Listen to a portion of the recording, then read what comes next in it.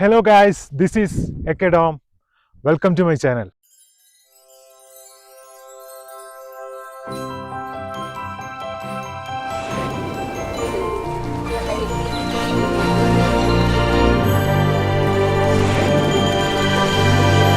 Hello guys, ഞാനിന്നുള്ളത് ഊട്ടിയിലാണ്.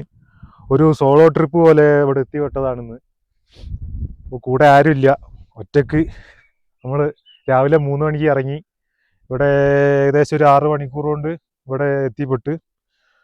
അപ്പോൾ solo ആയിട്ടും ഞാൻ എങ്ങനെയാണ് ഇങ്ങനെ നടക്കുന്ന മൂവ്മെൻ്റ് ഒക്കെ ക്ലിയർ ക്യാപ്ചർ ചെയ്യുന്നത് നിങ്ങൾ വിചാരിക്കുന്നുണ്ടാവും. അപ്പോൾ ഇത് മറ്റൊന്നുമല്ല, നമ്മുടെ DJയുടെ ഓസ്മോ പോക്കറ്റ് 3യുടെ ഫേസ് ഡിറ്റക്ഷനാണ് ഇപ്പോൾ നിങ്ങൾ കണ്ടുകൊണ്ടിരിക്കുന്നത്. നല്ല സ്മൂത്തായിട്ട് പുള്ളിക്കാരൻ എടുക്കുന്നുണ്ട്. എങ്ങോട്ട് പോയിട്ടുണ്ടെങ്കിലും കറക്റ്റ് ഫേസ് നല്ല ഫാസ്റ്റായിട്ട് നമുക്ക് ഡിറ്റക്റ്റ് ചെയ്ത് കിട്ടുന്നുണ്ട്. അപ്പോൾ ഈ ക്യാമറയെ കുറിച്ചിട്ടുള്ള ബിഗിനേഴ്സ് ഞാനൊരു ബിഗിനറാണ്. അപ്പോൾ ഞാനിത് ആദ്യമായിട്ടാണ് ഈ ക്യാമറ എടുക്കുന്നത്. അപ്പോൾ ഈ ക്യാമറയെ പറ്റിയിട്ടുള്ള സ്പെക്കും കാര്യങ്ങളൊന്നും അറിയില്ലെങ്കിലും ഞാൻ ഉപയോഗിച്ചിട്ട് ഉള്ള കുറച്ച് കാര്യങ്ങൾ നിങ്ങൾക്ക് വേണ്ടിയിട്ട് ഇപ്പോൾ പറഞ്ഞു തരികയാണ്. So this is the DJI Osmo Pocket 3. ഈ ഒരു പാക്കേജിൽ നമുക്ക് കിട്ടുന്നത് ഒരു കേസ് വരുന്നുണ്ട്, നമ്മുടെ ക്യാമറ, ഒരു അഡീഷണൽ ഗ്രിപ്പ്, ഒരു ചാർജിങ് കേബിൾ. അപ്പോൾ ഈ ക്യാമറയുടെ കേസ് എന്ന് പറയുന്നത് നല്ല ക്വാളിറ്റി കേസാണ്. ഉള്ളിൽ അഡീഷണലായിട്ട് വരുന്ന ഈ ക്യാമറക്ക് വെക്കാൻ പറ്റുന്ന ND ഫിൽറ്റർ ഈ ഭാഗത്തായിട്ട് വെക്കാം. അതേപോലെ വൈഡ് ലെൻസ് വരുന്നുണ്ട്, അത് അവിടെ അറ്റാച്ച് ചെയ്ത് നമുക്ക് വെക്കാൻ പറ്റും. പിന്നെ ഈ പറഞ്ഞ ഫിൽറ്ററും ലെൻസും ഒക്കെ ഈ ക്യാമറയുടെ ഈ ഭാഗത്തായിട്ടാണ് വെക്കുക. മാഗ്നറ്റിക് ആണെന്നാണ് തോന്നുന്നത്. സോ നമ്മുടെ കേസ് വെക്കേണ്ട രീതി എങ്ങനെയാണെന്ന് ജസ്റ്റ് ഒന്ന് കാണിച്ചു തരാണ്. അതുപോലെ ഡിസ്പ്ലേ ഉള്ളോട്ട് വരുന്ന രീതിയിൽ വെച്ചിട്ടൊന്ന് ജസ്റ്റ് ഒന്ന് പ്രസ് ചെയ്ത് കൊടുത്താൽ മതി. അപ്പോൾ ഈ കേസ് ഉള്ളതുകൊണ്ട് തന്നെ നമുക്ക് ഇത് ക്യാരി ചെയ്യാനൊക്കെ ഭയങ്കര എളുപ്പമാണ്. പിന്നെ നമ്മൾ പറഞ്ഞിട്ടുള്ള അഡീഷണൽ ഗ്രിപ്പ്, ഇത് ഗ്രിപ്പ് കൂടാതെ ഒരു അഡീഷണൽ മൗണ്ടും കൂടിയാണ്. നമ്മുടെ ട്രൈപോഡിലൊക്കെ കണക്ട് ചെയ്യാൻ വേണ്ടിയിട്ട് ഇത് ഉപയോഗിക്കാൻ പറ്റും. ചാർജിങ് സ്ലോട്ടിലേക്ക് കണക്ട് ചെയ്തിട്ട് ചാർജ് ചെയ്യാനുള്ള സ്ലോട്ട് ഇതിൻ്റെ ഉള്ളിലും വരുന്നുണ്ട്. പിന്നെ ഇതിന് ഉപയോഗിക്കാൻ പറ്റുന്ന രീതിയിലുള്ള ഒരു മിനി ട്രൈപോഡാണ്. ഞാൻ അഡീഷണലായിട്ട് ഇത് മേടിച്ചതാണ്, ഇതിൻ്റെ കൂടെ വരുന്നതല്ല.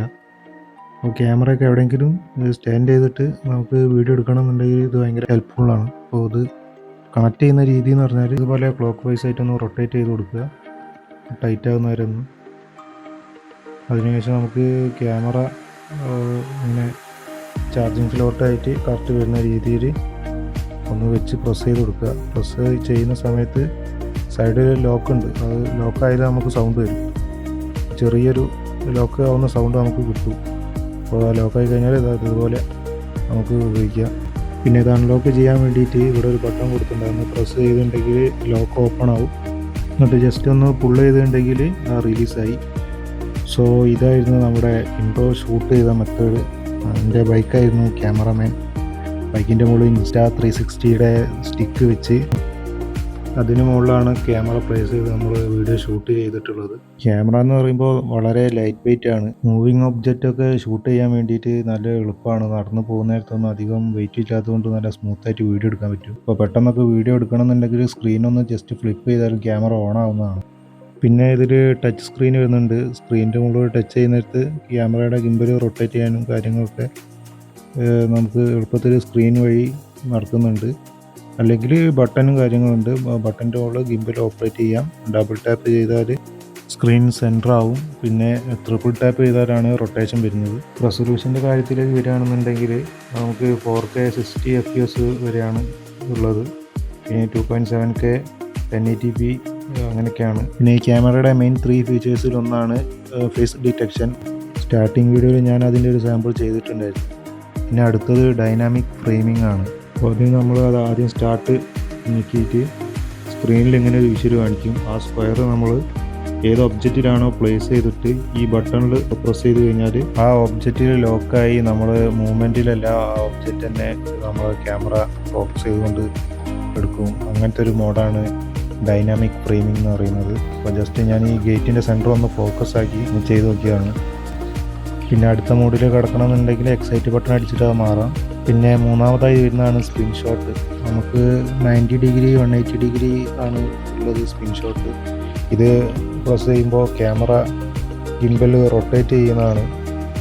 അപ്പോൾ അത് വെച്ചിട്ടുള്ള കുറച്ച് ഷോട്ടുകൾ ഞാനിവിടെ കാണിക്കാം.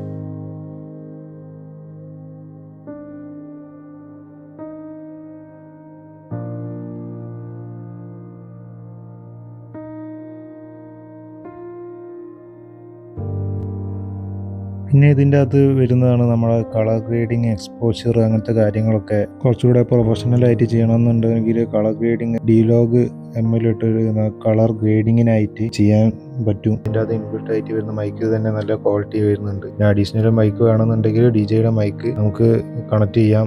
റിസീവർ ഇൻബിൽഡ് ആണ് ഇതിൻ്റെ അകത്ത് വരുന്നത്. നമ്മുടെ ക്യാമറയിൽ തന്നെ ഇൻബിൽഡ് ആയിട്ട് മൈക്ക് വരുന്നുണ്ട്.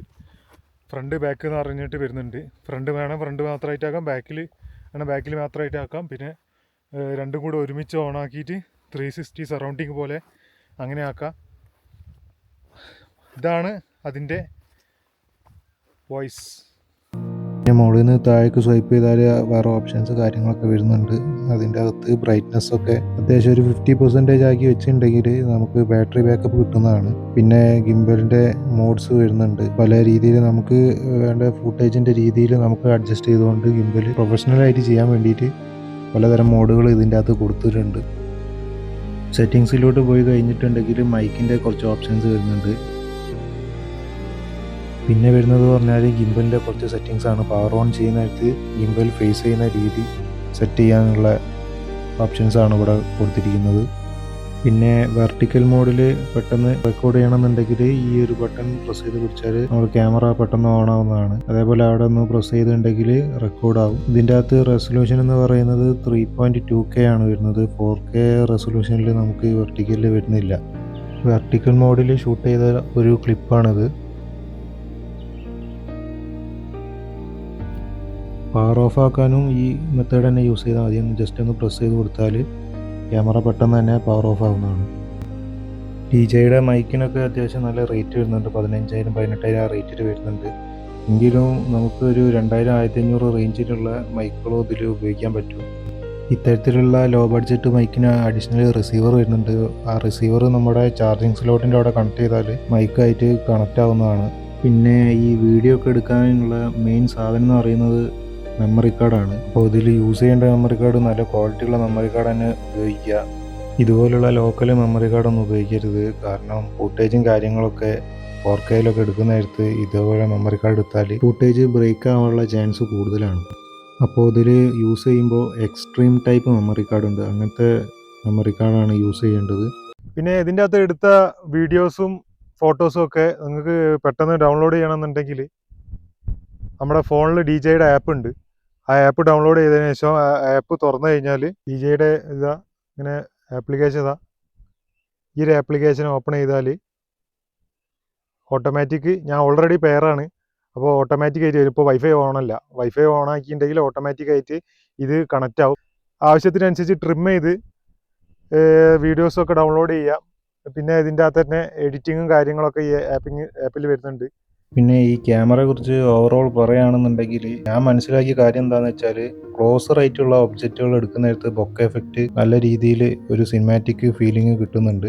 മാക്സിമം 2x ആണ് ഇതിൻ്റെ സൂമിങ് വരുന്നത്. ഒരു 1 ഇഞ്ച് സെൻസറിന് ചെയ്യാൻ പറ്റുന്ന പരമാവധി ഈ ക്യാമറ ചെയ്യുന്നുണ്ട്. ഇതിൽ നിങ്ങൾ കാണുന്ന വീഡിയോസ് എല്ലാം എഡിറ്റ് ചെയ്യാതെ റോ ആയിട്ടും പല മോഡിലായിട്ട് എടുത്ത വീഡിയോസാണ് ഇപ്പോൾ നിങ്ങൾ കണ്ടുകൊണ്ടിരിക്കുന്നത്. ഇപ്പോൾ വെളിച്ചത്തിനനുസരിച്ച് ക്യാമറ സെൻസറിലേക്ക് വരുന്ന ലൈറ്റിനനുസരിച്ചാണ് ക്യാമറ നല്ല വീഡിയോ ക്വാളിറ്റി തരുന്നത്. ഈ ക്യാമറ ഉപയോഗിച്ചിട്ടൊരു സിനിമാറ്റിക് ഷോട്ട് എന്ന രീതിയിൽ ഒരു ചെറിയൊരു ക്ലിപ്പ് ഉണ്ടാക്കിയിട്ടുണ്ടായിരുന്നു. അതൊന്ന് ജസ്റ്റ് ഒന്ന് പ്ലേ ചെയ്യാണ്. If you could see your whole life from start to finish, would you change things?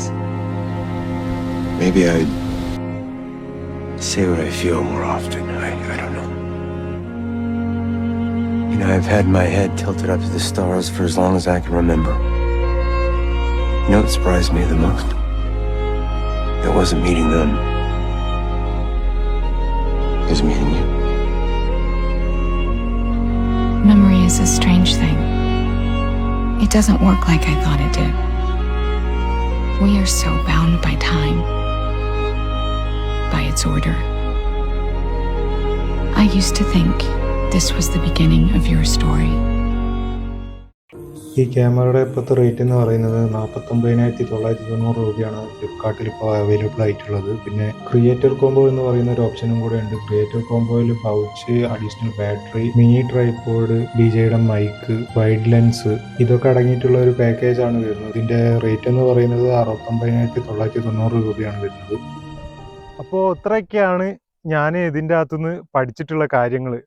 Already എല്ലാവരും ഇതിനെ പറ്റിയുള്ള റിവ്യൂ കാര്യങ്ങളൊക്കെ കഴിഞ്ഞതാണ്. ബിഗിനേഴ്സായിട്ട് ആരും ഞാൻ കണ്ടില്ല. എല്ലാവരും നല്ല പ്രൊഫഷണൽ ആയിട്ടുള്ള ആൾക്കാരാണ് ഇതിനെ പറ്റിയിട്ട് റിവ്യൂ കാര്യങ്ങളൊക്കെ ചെയ്യുന്നത് കണ്ട്. അപ്പോൾ ബിഗിനേഴ്സിന് വേണ്ടിയിട്ട് ഒരു ബിഗിനർ തന്നെ തുടങ്ങിയാലോ എന്നുള്ളൊരു ആശയത്തിൽ ഞാനിത് ജസ്റ്റ് ഒന്ന് അവതരിപ്പിച്ചതാണ്. സബ്ബും കാര്യങ്ങളൊക്കെ കുറവാണ്. അപ്പോൾ നിങ്ങളുടെ ഓരോ സപ്പോർട്ട് ഉണ്ടെങ്കിലേ ഉള്ളൂ ഇതൊക്കെ നമുക്ക് മുന്നോട്ട് കൊണ്ടുപോകാൻ പറ്റുള്ളൂ. എന്തായാലും നിങ്ങൾക്ക് വീഡിയോ ഒക്കെ ഇഷ്ടപ്പെടുകയാണെന്നുണ്ടെങ്കിൽ തീർച്ചയായും ലൈക്ക് ചെയ്യണം, സബ്സ്ക്രൈബും ചെയ്യണം. അപ്പോൾ അത്രേ ഉള്ളൂ. ബൈ.